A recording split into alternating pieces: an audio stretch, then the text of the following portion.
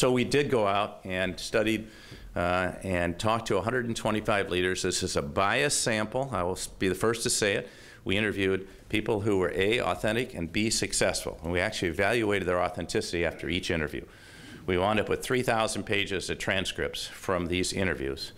My colleagues at Harvard said, and these people, by the way, ranged in age from 23 to 93. We wanted a minimum of 15 per decade.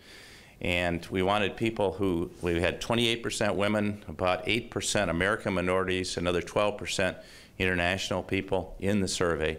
And my colleagues at Harvard said, why don't you see if you can finally figure out what the traits, characteristics, and styles of successful leaders are. And I was a little skeptical about that, and I had one of my research associate go out and study. They found there were 1,400 studies been done trying to correlate this with success. None of them has proven, to have the model. To that I say, thank goodness. How would it be if we had the model of an ideal leader and you had to follow it, and you had to follow it?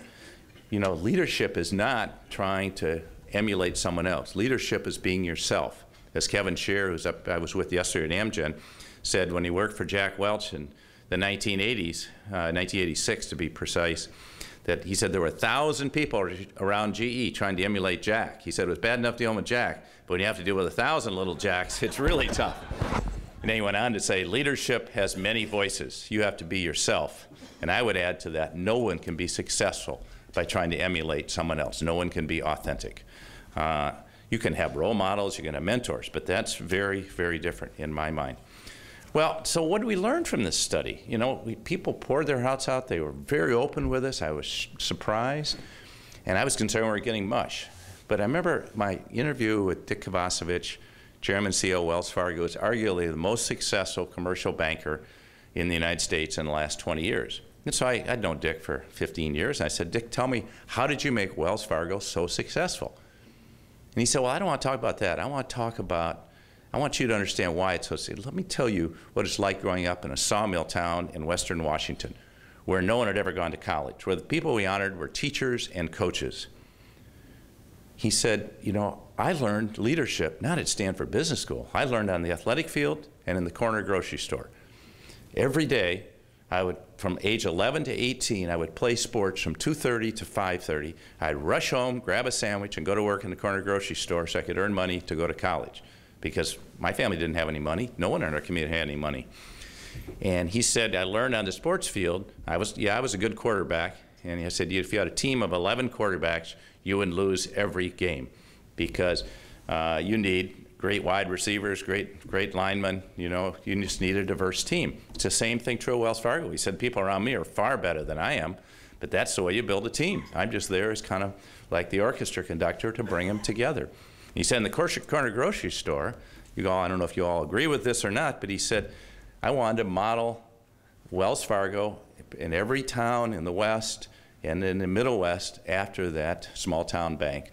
The old-fashioned small-town bank could give you full service. So if you come in looking for a home loan or home mortgage, they could also offer you to set up a fund for your kid's college education and restore that instead of computerizing everyone out of existence. Because back in this Norwest Bank days, the bank across town was taking everyone off the floors and computerizing them out of existence. But interesting in Dick's story, so you can see in that life story. Another one is Howard Schultz, who came home one day and found his father in a body cast when he was 7 years old. His father had lost his job, and he lost his health care, lost his pension. His mother was 7 months pregnant, couldn't go to work. They had no money. Howard's job at 7 was to fend off the bill collectors. And he watched his father lose 30 jobs in his lifetime. And he thought of his father as a failure. And when his father died, he said, you know, I want to create a company my father would be proud to work at. And in my company, everyone's going to have health care. So that was the time he bought out Starbucks with a group of investors. And he tells a very poignant story. He was trying to buy Starbucks. He thought he had the deal together. And one of the investors, what he called it, didn't give us the name, but a titan of Seattle, he said, decided he was going to step in front of him and take the investment, told Howard he could be his employee. And so Howard enlisted the help of Bill Gates Sr. to help him stand up to this guy. But in a meeting with the investor, the guy said, Schultz, if you don't take my deal, you'll never get another job in this town. I'll assure that. He said, you'll be dog meat. And Schultz described very openly, he went down in the lobby and broke into tears because he saw his dream slipping away. But somehow he was able to put it together and keep the company.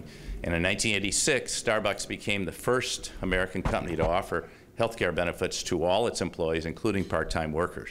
Today, you pay more money for health care at Starbucks than you do for other people's health care than you do for coffee. But he stayed true to that because that was the core on which he believed. That was true to his life story. And so we heard these life stories from people in very, very meaningful and dramatic ways. One of the most meaningful was Dan Vasella, who is a colleague of mine. Warren knows him. He's CEO of Novartis. And Dan grew up in a poor Swiss family. You're going to think everyone grew up in poor families. Not so. But in Dan's case, he had tuberculosis and meningitis and was in a sanatorium for a whole year when he was 8 years old. His parents lived about 30 minutes away, and they never visited him once that entire year. And each week they would come on this little 8-year-old boy and give him lumbar punctures. And because he would scream because of the pain, they would hold him down with one person on each hand and one on each of his feet. And he said he thought they were trying to kill him. So one day, a new physician comes in and explains the whole procedure to him. And he says to this little boy, "What can I do to make this easier?" And he said, "Look, don't hold me down like an animal, just hold my hand." And he did, and it didn't hurt. And so the physician said, "How was that?" And he reached up and gave him a big hug because it didn't have any pain. That one incident, now he went through lots of pain. His sister died at 11, his father died at 12. He was a rebel in his teens, and then he went to medical school because that one incident formed in his mind what he wanted to become. He wanted to become what he called that compassionate physician, and he wanted to carry that throughout. And in his late 20s, when he finished his residency at the University of Zurich, he made the call that he wanted to take and broaden his ability to impact people across many, many people. And that's when he went into the pharmaceutical business. And as he said, you know, in this role, I can impact so many more lives. But you see that life story coming through. The physician, the desire to help people. Today, of all the pharmaceutical executives I know, he's the only one that's in touch with his patients on a regular basis. Every week he gets a report on every clinical trial, so he knows what's going on, and he has this great humanity mixed with a tough-minded business sense. And I think that's one of the reasons his company and his leadership, he's been such an empowering leader for his people. So many people go through crucibles. I myself went through a series of crucibles in my life. My destiny was to make up for my father's failures, at least in my father's eyes. I never saw him as a failure, but he did. And so he said, "Son, you know, you could be CEO of a big company, and like that's what I want you to be." And he even named the companies. This is, you know, a 5-year-old boy, and you know, he suggested maybe I should be CEO of Coca-Cola Company, where he'd held the stock since the 30s, or he also thought Procter & Gamble would be a good choice. And the third choice was IBM. So modest choices for this little kid, right? That's kind of a heavy trip to lay on a little boy. But I carried that forward and went into engineering school and business school. But I also thought, well, if I'm going to be a leader, then you know I have to be a leader. And I never got chosen to be captain of the sports team. So I finally stood for president of my senior class in high school and lost 2-1. So I went off to college, fresh start, stood for election 6 times, lost 6 times in a row. So I'm now 0 for 7. And you can see I was really a leader. So except no one wanted to follow me. So some of the older guys in my college fraternity pulled me aside and said, "Bill, there's a reason why you're not getting elected. You have a lot of gifts, but no one wants to follow you because you're out for yourself. You're very self-centered, and you're so high energy and ambitious that you don't have time for anyone else." And that was easy to understand up here. It was much harder to change my behavior.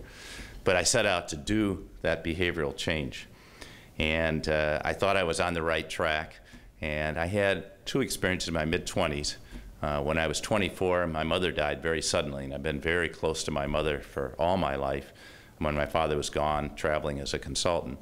And so that was a huge loss as an only child. And then I rebounded from that. It did cause a lot of period of inner reflection. I rebounded from that, and 18 months later, literally 3 weeks to the day, I was engaged to be married, and 3 weeks to the day before my wedding date, my fiance dropped dead of a malignant brain tumor. And I just felt all alone, and this is twice, and I just felt like, gosh, you know, it did cause me to really go deep and figure out what's life all about. And I never got answers about why does a young person with so much potential die. And why did, you know, and I did learn the hard way that some of you young people don't want to hear this, but life is not always fair. And good things do not always happen to good people.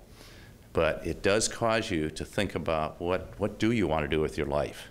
As one of the leaders in our book, Marilyn Nelson, said after her daughter died, he said, you know, we're all human beings. We don't know how long we have to live, but we're all human beings with just one short time on earth. So why wouldn't we try to make everyone's day a little bit better? And so I thought a lot about how can I have an impact. And so then I thought I was on track. And even in my mid-40s, I had, if not my final crucible, at least my most recent one. I was with Honeywell at the time, and en route to being CEO, achieving this goal. Honeywell wasn't quite IBM, but it was a great global company. And one day I was driving home. I got embroiled in a series of turnarounds because I was the only one at Honeywell that they would give turnarounds to. And I looked at myself in the mirror, and I have a great family, 2 wonderful sons, fabulous wife. I look at myself in the mirror, and I'm miserable. I even remember the day. It was one of these beautiful days like today, and I could look at myself. How can you be miserable on such a beautiful day with everything going your way? Well, it wasn't going my way. I was so caught up in my ego to become CEO of a large company, I didn't realize I was in denial about how much I disliked my work and how I didn't feel any passion for the boiler room that Honeywell was installing controls in, or many of the things we were doing. And so I went home, talked to my wife, and said, how do you see this? She said, well, I've been trying to tell you this for a year. And I had 3 times turned down Medtronic to become its president, COO, over a 10-year period. Little company, now it's a mid-sized company. But I think I looked at it as not that great, large company, too small for my ego, if you will. And so, but I thought about it a lot, and I said, you know, I think I could be a lot more fulfilled and happier there. So I called Medtronic back, was fortunate enough to become president, chief operating officer. And when I walked in the door, I'll never forget the feeling. It was like I was coming home to a place I'd never been before. Have you ever had that feeling where you can say, as psychologist William James once said, this is the real me, because I can be myself and be accepted for who I am.